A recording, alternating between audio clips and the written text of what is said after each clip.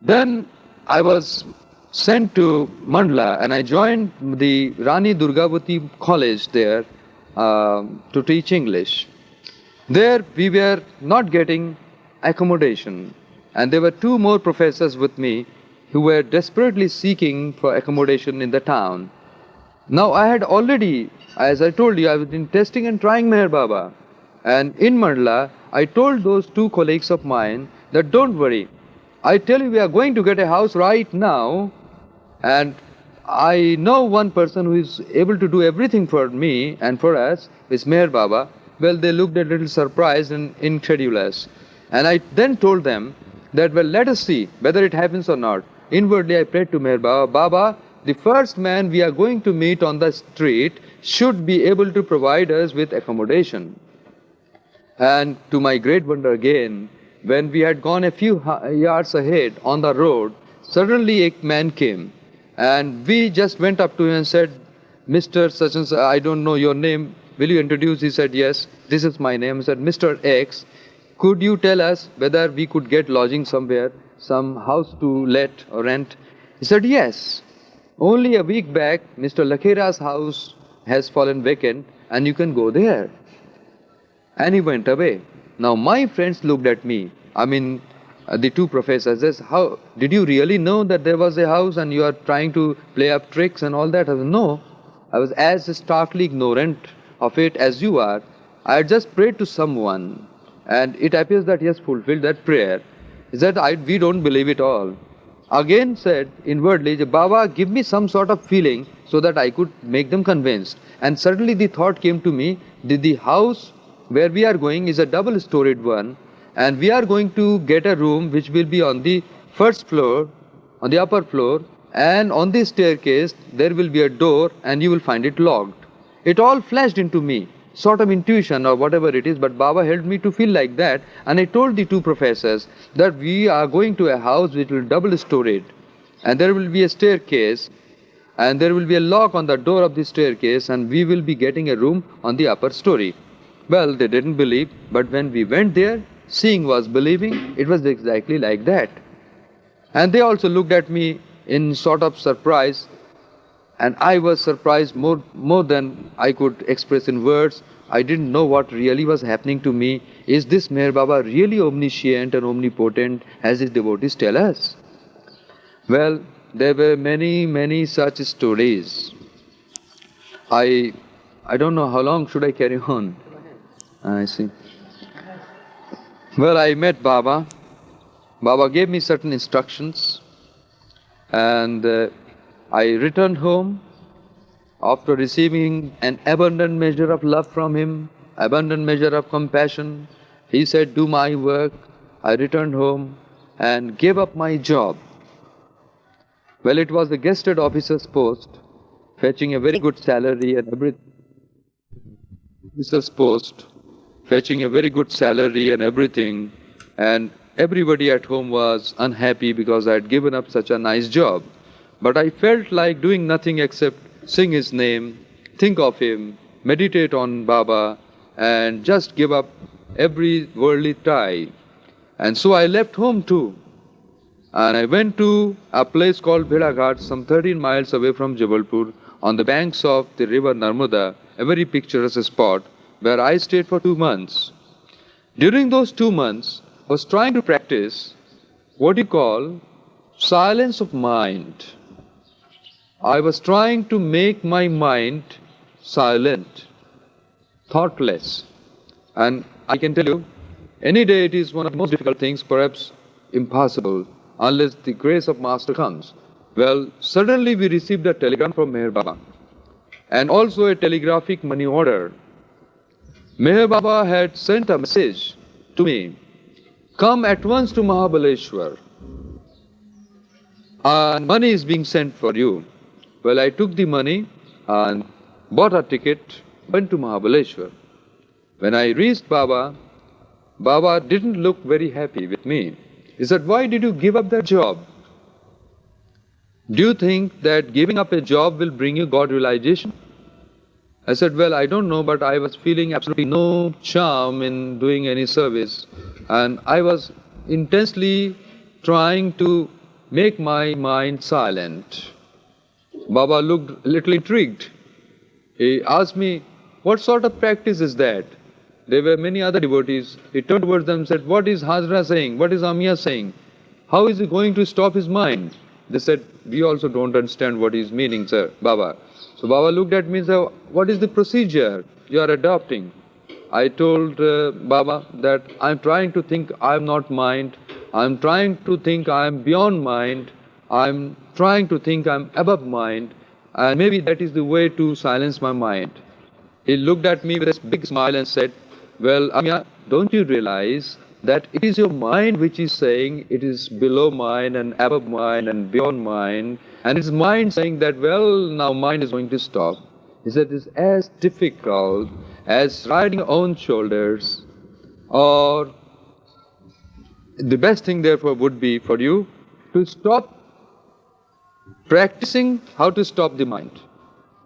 Now, if you follow these 4 instructions, take them as A, B, C, D. If you follow these 4 instructions, one day you will become MA, Master of Arts. Well, I didn't know.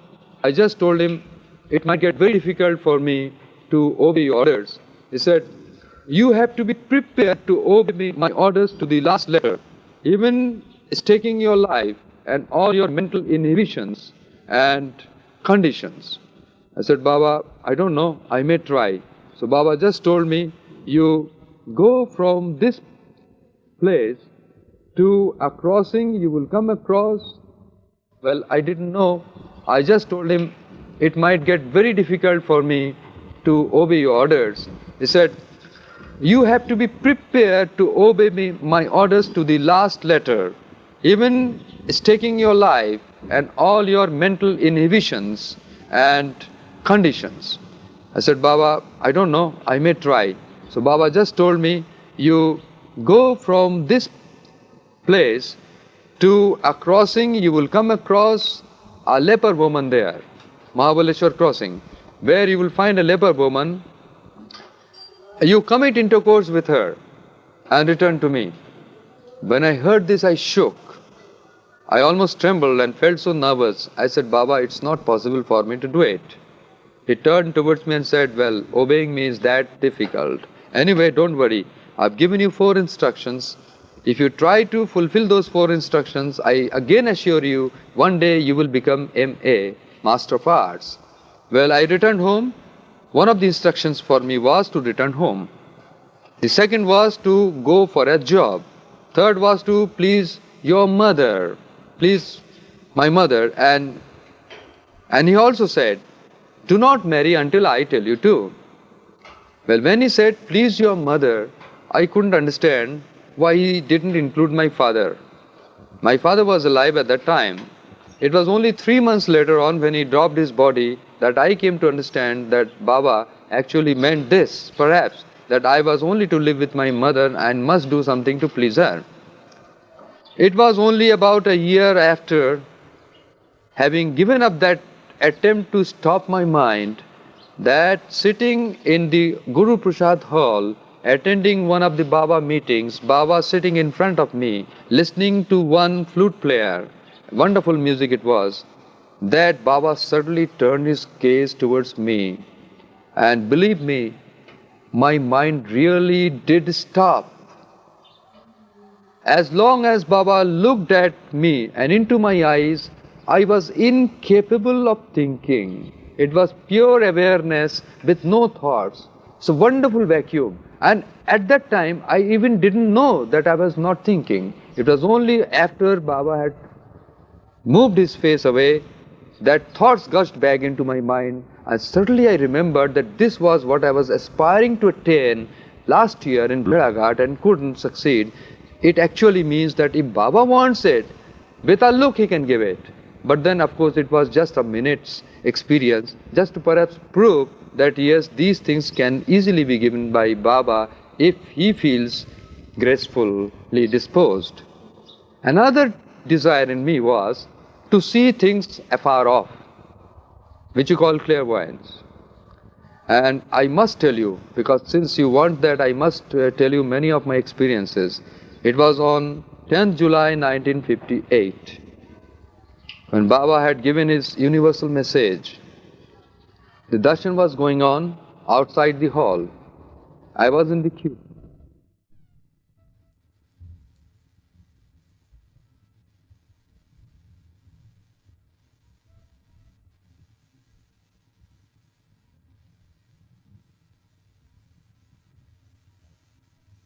And something happened. It was a dazzling splendor, and I closed my eyes and I saw Baba clearly, and I saw everything clearly with closed eyes. To any distance, I saw all the people with my eyelids on my eyeball, and it in no way came in between myself and my sight, and I was unable to understand what was that. But one thing, of course, now again, if I close my eyes, I can't see. But one thing has happened for sure.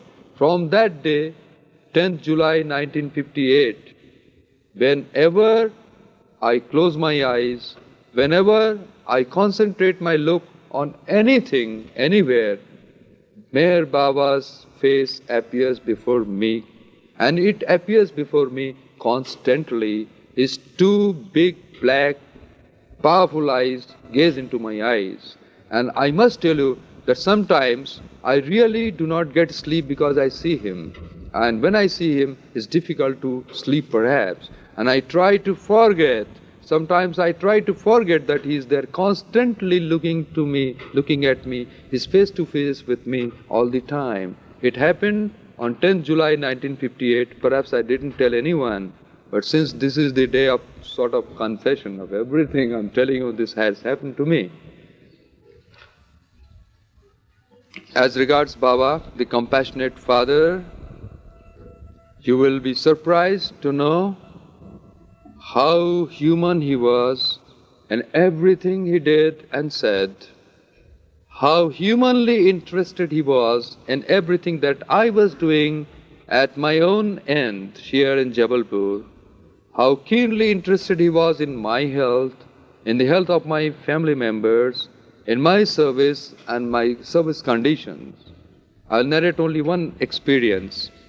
My son was born with a cleft palate, and the doctors told us that unless that cleft palate is repaired by surgery, it will go very difficult for the child to swallow anything. Later on, he will be exposed to all sorts of respiratory affectations and infections. My wife and myself went with my child to Calcutta to get him admitted in the West Bengal Polyclinic. But to our great dismay, we found that the polyclinic was literally flooded by patients. No accommodation to be got, they told us, for another 6 months, maybe more. Now, we had entailed a lot of expenses by going all the way to Calcutta, and I didn't understand whether I would be able to manage all that period of staying in Calcutta itself. I returned. Would be able to manage all that period of staying in Calcutta itself. I returned to Jabalpur, leaving my wife there, telling her to just go on trying to get admission in the hospital for the child, and if she failed after a month or so, she should also return. Now she was trying, and there was no sense in trying because there were literally so many patients, and already there was a very long waiting list for the patients.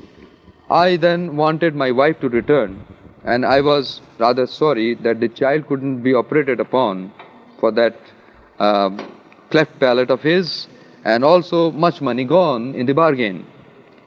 Suddenly I received a letter from Meher Baba, in which Bhav writes for Meher Baba, Amiya, Baba inquired about you and your family. And I told Baba that Amiya has become very obedient nowadays, and therefore he is not writing any letters as there is a ban on correspondence from your side. Baba said, well, I give him permission to write me one letter and just let me know how he is and how his family is. I got an opportunity. I wrote to Baba a letter telling that I have been to Calcutta for my son's operation. I've returned and my wife is still there and there are no hopes of an accommodation in the hospital. The seats are all full and well, I am worried about it all, Baba. And suddenly another message came to me from Baba in which Baba wanted me to inform my wife at Calcutta to try again, once again. The message was, ask Gauri to try once again in the West Bengal Polyclinic, and in case she fails, she should return with the child to Jabalpur. Well, a wonderful thing happened. Meanwhile, the polyclinic was closed down, sine die, because there was a strike. It was a quarrel between the doctors, the surgeons and the anestheticians, and so the quarrel resulted in a total lockout. Now, even if there was a shade of possibility of getting the child admitted in the hospital, that too was gone. And my wife was about to return to Jabalpur when she received my letter that Baba wants you to try just once again. My wife went to the West Bengal Polyclinic, hoping against hope, because it was already locked out. When she went there was just one person at the inquiry counter, and the hospital was of course open, but there was nobody else there. She, in a very, I should say, faint voice asked, can my child get admission in this West Bengal Polyclinic? He said, yes, of course he can. He said, but I heard that there is a lockout. He said, this very morning the strike has been called off. And the entire staff has returned. And there is not a single patient in the hospital. So, you can not only get accommodation for a half cabin, but you can get accommodation for a cabin or for 50 cabins or for 100 cabins. The whole only get accommodation for a half cabin, but you can get accommodation for a cabin or for 50 cabins or for 100 cabins. The whole hospital is at your disposal now. What a wonderful thing it was, you know. I still can't believe that Baba perhaps had to manage it that way to bring about a quarrel, to get the hospital closed, to drive away all the patients, reopen the hospital, and make it possible for my child to go for his operation, which was again by Baba's blessings a successful one. And my child is named Meher Kumar, that is the son of Meher Baba. We are all his children. He is our compassionate father. I am quite sure in distant future, everyone perhaps, the scientist, the intellectual, the atheist, the artist, everyone will realize this one thing, that there is God, God exists, and that God had very recently been on earth visiting us in physical form to tell us about Him and to tell us to love Him, so that we ultimately will be able to find out, discover for ourselves that we are none else but He Himself in different forms. Jai Baba. You say that you had gone from atheism to becoming a staunch believer in God, but was this something of a shock to you to go from one extreme like that to the other? No, it wasn't exactly a shock. I think my atheism was not a sort of fanatical atheism. What I mean to say that I was not trying to cling to atheism for its own sake. My thirst for knowledge was there. If I didn't believe a thing, it was because there wasn't sufficient evidence for it for me. It wasn't that I didn't want to believe a thing just for the sake of not believing it. But as there was no proof or evidence of divine things or divinity, or what you call God as omniscient, omnipotent and omnipresent one, naturally, for me as a person, I didn't want to take in anything or everything that was said by others who believed.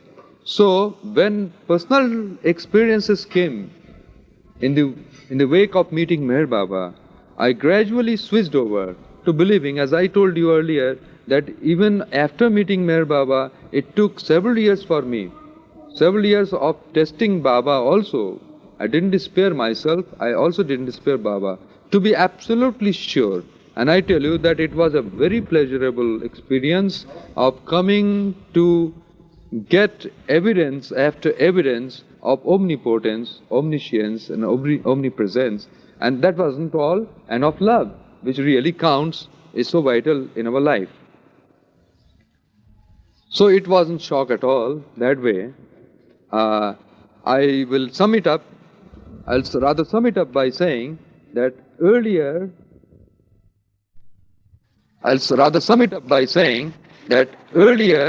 I had absolute faith in reason. Earlier I had absolute faith in reason, and later on I had found absolute reason in faith. Jai Baba.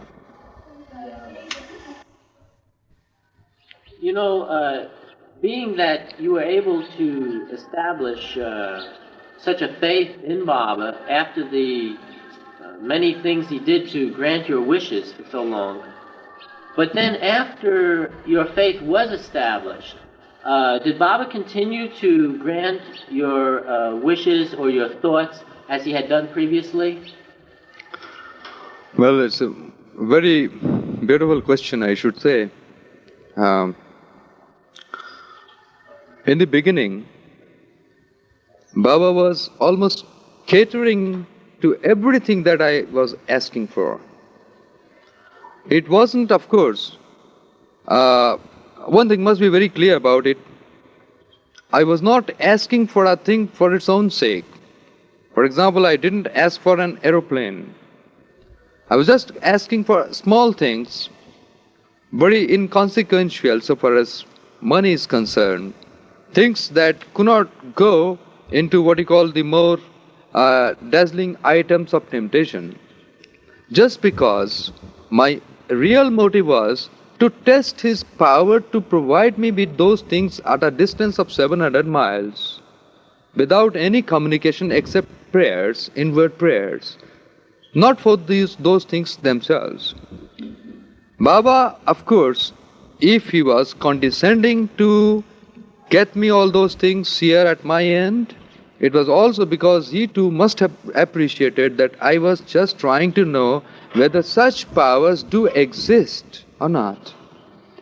Well, after a span about 4 years, it must have been a fairly long period of testing and trying Baba out, my faith got absolutely established in Baba, in everything that is called divine, in the existence of a God, unlimited, infinite, absolutely established. And at the same time, as a matter of habit, this doubting which I was clinging to right since my childhood, this was something worth contending against. And literally I had to pray at Baba's feet to take away my doubting nature itself. I made a prayer like this. Inwardly I told Baba that, Baba, whatever comes to me now, the worst or the best, I must never gain doubt after having such a long period of testing you and finding you right 100% correct. Now, soon after that, what was happening was Baba was constantly telling me that, my son, you're now growing up. You're growing up, you're getting wiser and wiser, and there are responsibilities. You are supposed to work for me. You're supposed to go about, sing my name. I do a bit of singing too. And also go on doing lecturing, telling people, because that's a part of my work, to let people know I have come so that they might come to me and get the best of my physical presence here on earth.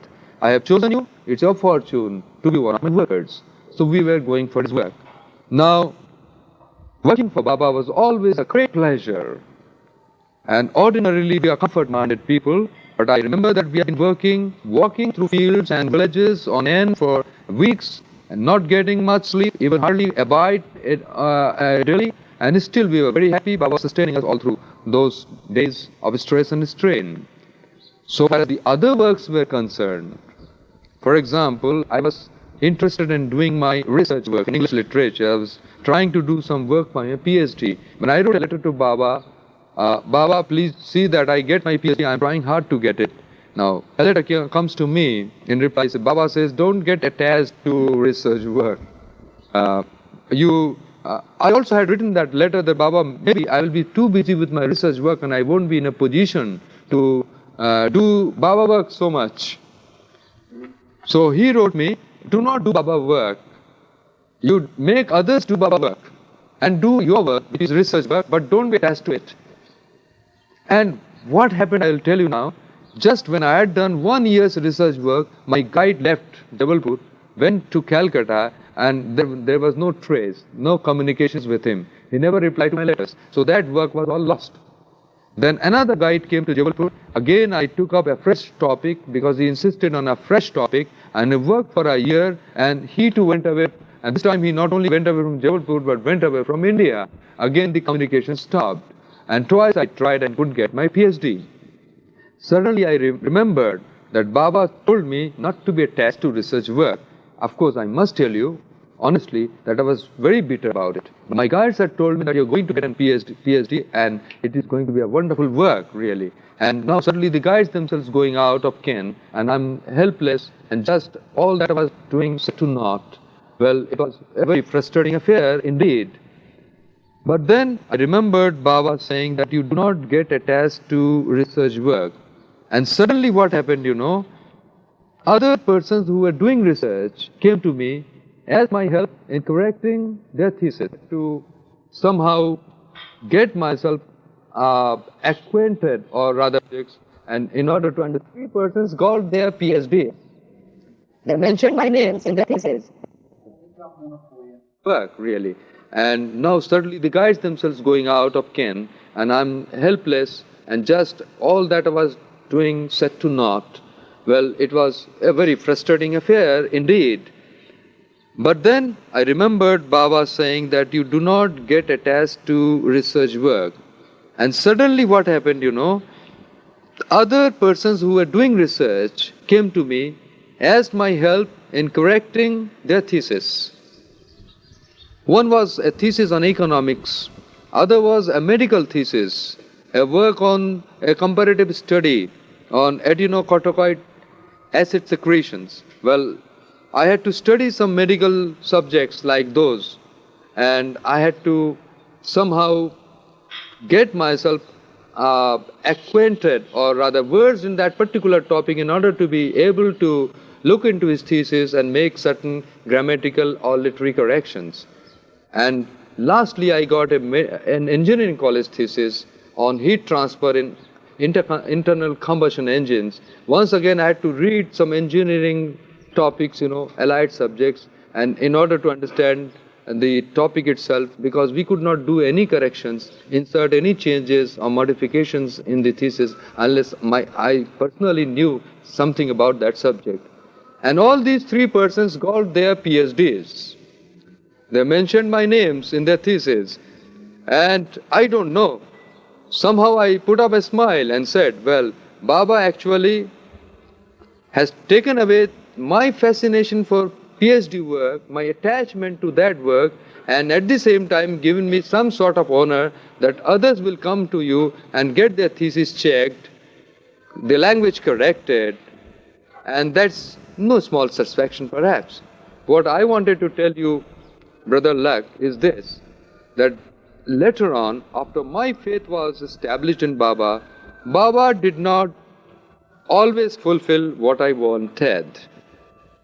But he knew better than me perhaps what I needed, and I am sure I can tell you to this date, I have never fallen short of getting those things that are really needed by me, by Baba's grace. And so far as wanting is concerned, perhaps it's a fact not only acknowledged by economics, but must be acknowledged by spirituality also, that God created man to want him. But man has been wanting so many things, that even God, if he were to try to fulfill his wants, wouldn't be able to do it. Jai Baba. I am asked to narrate some of my experiences when I was in Baba's presence. Well, I remember one very keenly. That was a darshan day in the month of May. Baba was giving his darshan in Pune, Guru Prasad, Bangalore, Pune. And I saw Baba profusely perspiring due to the heat. Somehow, perhaps, there was no handkerchief at hand, and Eraj had to go in to bring one to wipe Baba's forehead. During that interval, I suddenly felt a great urge to pass on my handkerchief to Baba. But something prevented me, perhaps shyness. Meanwhile, Eraj had come out with a handkerchief and he wiped Baba's perspiration. I returned to Jabalpur and I felt that I should make a gift of handkerchiefs to Baba next time I went there. Well, I remembered this, and next time I visited Baba, I had a pack of handkerchiefs with me. They were in my pocket, and when I went inside Guru Prasad Hall, I only hoped that Baba would be perspiring to give me a chance to present those handkerchiefs. And to my great dismay, he wasn't perspiring at all. It was not at all hot that day. So I didn't feel like taking out the handkerchiefs because I didn't have any apology to do it. Meanwhile, Baba called for a bowl of water to wash his hands. He had been distributing fruits and prasad to devotees. The bowl of water came, Baba dipped his hands in the water, and then, of course, when the hands were wet, Baba just looked at Eraj, gestured like this, and Eraj understood it was Baba was asking for a handkerchief or a napkin perhaps, and Eraj went inside. Baba looked at me, smiled, and I was almost tempted to take out that pack of handkerchiefs for Baba. Again something happened. I couldn't do it, and certainly I felt that it was a hopeless case. I will never be able to produce those handkerchiefs for Baba. And I found to my great,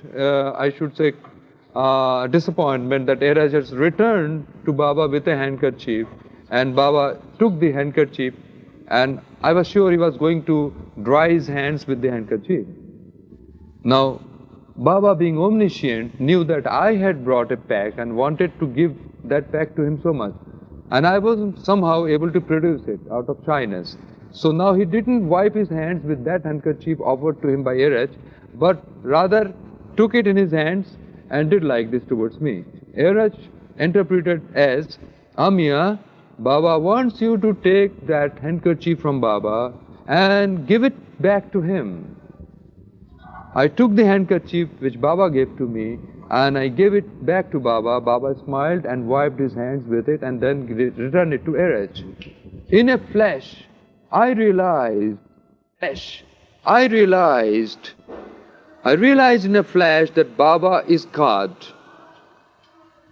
And I had taken him just as a human being when I was thinking of giving him a pack of handkerchiefs. And just now he has proved that he being God, he knew that I wanted to give him handkerchiefs, and he at the same time also wanted me to know that he is the real giver. Unless he gives something to us, we cannot give it back to him.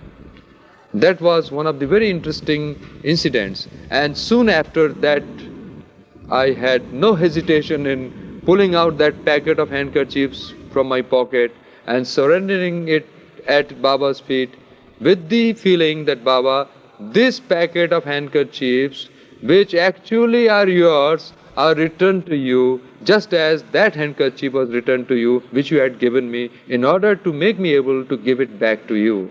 We only give what we receive from our divine, compassionate Lord. Thanks. Well, perhaps I have been telling you about Baba's compassion once too often. His compassion is infinite and everlasting. He is not in any way suffering from paucity of mercy. At the same time, I felt that his compassion at times can assume the form of severity too. It is compassion which is corrective, which is chastening, which is subduing.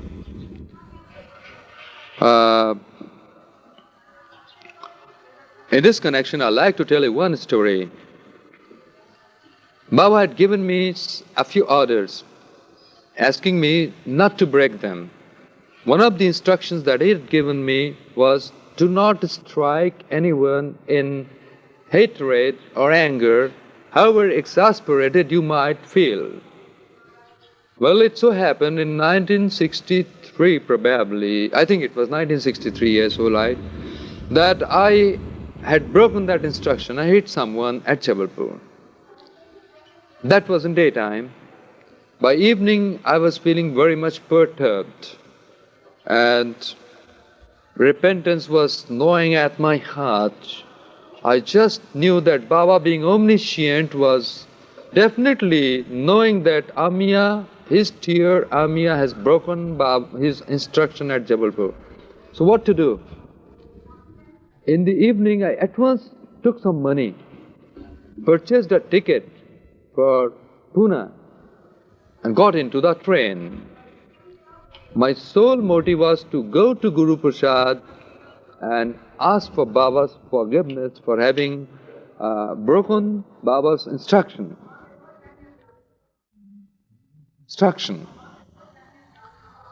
I went to Guru Prasad, but at the gate I was stopped by Badul. Badul looked at me. Badul is was one of Baba's Mandali, members of Baba's Mandali. Looked at me a bit annoyed and said, well, Amiya, why have you come here? Baba is in seclusion and it doesn't see anyone. I think you are an educated person. You must know that. You must be able to read circulars and keep the spirit, and otherwise there's no weight in the words. Baba, why did you come at all?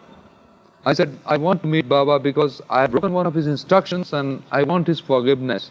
So Badul looked at me with the same annoyance and said, you had broken Baba's instruction at Jabalpur, now you have come to Pune to break another instruction of Baba, to break through his seclusion and ask for his forgiveness. What kind of repentance is that? I'm not going to allow in. Please be outside the gate. I said, well, is there no hope of my getting into Baba's presence and asking his forgiveness? I must be forgiven. I must know for sure that Baba has forgiven me. Badul closed the gates right on my face and said, no, you can go back to Jabalpur and there's nothing for you to be done by us. I suddenly looked at me and shouted, why did you break his instruction? You have hit someone, isn't it? Well, I couldn't understand how Badul knew it. Nobody was supposed to know it. It happened in Jabalpur and there was no message anywhere. Said, why did you hit? I tell you that at the same moment, with the hand with which I hit, suddenly almost I felt that it was going paralytic. I felt all the numbness of a paralytic stroke. I lost the awareness of my right hand and shouted, screamed, and said to Badul, Badul, I don't know, something is happening to me. Perhaps I'm getting a paralytic stroke. And he looked at me with the same severity and said, well, I'm not concerned with whatever is happening to you. If anything is happening to you, there is a hospital in Pune. You can go and get yourself admitted in that hospital. Don't come in here. You've broken Baba's instructions. And he went in. He left the long approach to Baba's hall, and I was left alone outside the gate, and I started sobbing very violently. Well, I still remember I was out on the broad road, weeping and weeping my heart out to meet Baba. Only that gate was there between myself and my beloved father. And I don't know, suddenly when I was weeping, almost forsaken. I felt I was forsaken. Baba has really left me, and there was nothing for me now to do except commit suicide. I should go and jump into a pit and kill myself because Baba no longer loves me. He no longer owns me up. I was weeping, and in that mood, suddenly somebody from right within me said, "No, even Baba calls Baba. Even Baba also tries to do it. He cannot give you up. You are inseparably himself, within himself, and his realms are infinite." And I tell you that I had seen him in golden hue. I don't know. Suddenly, when I was weeping, almost forsaken, I felt I was forsaken. Baba has really left me, and there was nothing for me now to do except commit suicide. I should go and jump into a pit and kill myself because Baba no longer loves me. He no longer owns me up. I was weeping, and in that mood, suddenly somebody from right within me said, "No, even Baba calls Baba. Even Baba also tries to do it. He cannot give you up. You are inseparably himself, within himself, and his realms are infinite, and he cannot drive you out of his own infinity. Naturally, don't lose heart. You will never be separated from Baba." And when that feeling came in my heart, suddenly I found another disciple running up to the gate and opened the gate and said, "Amiya, Baba wants you to meet him." I ran in to Guru Prasad Hall. Baba was there. I tell you that I had seen him in golden hue, crimson hue, and at that moment I felt he was like a blazing shield of silver. He wasn't happy with me. He looked at me and said, "Why did you strike? I told you not to. Why did you forget that instruction? And why have you come here when I am in seclusion? You have broken another instruction." I said, "Baba, please forgive me." He looked at me and said, "All right, I forgive you, but I am not going to forgive you again if you commit that same mistake. Remember this, and now come, have my embrace and my love, feel happy." And when I was going out of the hall, he said, "No, come on, I'll tell you another thing to do. Amiya, come in the afternoon, there is a music function." I know that you love music, so you will enjoy the songs of Hirabai Bharotkar, a very great musician of India. I felt so happy and so jubilant. Baba had owned me up, and I returned to this guest house absolutely assured that Baba loves me so much, he has forgiven me. Suddenly I remembered that Baba has said that next time you do the mistake, I'm not going to forgive you. Now where is the guarantee? We are all human beings. We are all limited. Our capacities are, I think, a niggardly total. And naturally, all my fear returned to me. I wasn't happy at all. So instead of reaching Guru Prasad at 4, I reached Guru Prasad a little earlier. And Baba just beckoned me to sit inside the room and just asked me, "Now, are you happy or not? I have forgiven you. You should look cheerful." I said, "Baba, I am not cheerful." "Why? I've forgiven you." I said, "But you also added that in case I again make a mistake in future, you will not forgive me any longer." So he looked at me and said, "Any longer?" So he looked at me and said, rather intrigued, he asked the question, "What do you want then?" I can't understand. I told Baba, "Baba, this is a frank confession. I know, or rather very fortunately have come to know my limitations as a human being. And I do not want your love to be conditioned by my mistakes, your forgiveness to be related to my follies. If you forgive me, it should be eternal. If you love me, it should be infinite. And so this is what is keeping me worried. You have made me more worried than before." So Baba looked at me, looked at the Mandali which was sitting there and said, "Now what does Amiya want? I cannot understand what Amiya wants." So they looked at me and said, "Why don't you tell Baba what you want?" I said, "I want Baba to tell me that he has owned me up as his own forever and forever, irrespective of whatever I do, whether it is according to his liking or not. Baba again looked at me, looked at all the Mandali, said, just wonder what Amiya is asking for. And there was a moment of silence, painful silence for me. And he looked at me, and suddenly his fingers moved, and Eras read it and said, see Amiya, what Baba tells you is that from now, forever, you are permanently forgiven. In Hindi it was, Tu Kayam ke liye maaf hai. Now for Baba's sake, Amiya, tell us whether you are happy or not. I said, well, now I'm very happy. Baba looked at me and said, he's very intelligent, but there is some screw loose in him. I said, Baba, well, I'm quite sure you can tighten up that screw. He said, no, I can't. I simply can't, because I know that keeping your company, Amiya, I've also got so many of my screws loose. Then he asked me to go to him, enfolded me in his embrace. I kissed him, he kissed me. I felt like simply running away with him. And all that cloud was gone. I felt once again that Baba is really God. In every sense of that word, is really love, most abiding. Our most near and dear friends fall out from us. Our dearest relatives cannot forgive us. But Baba remains the same permanently compassionate, all forgiving, all knowing, all loving Father. Jai Baba.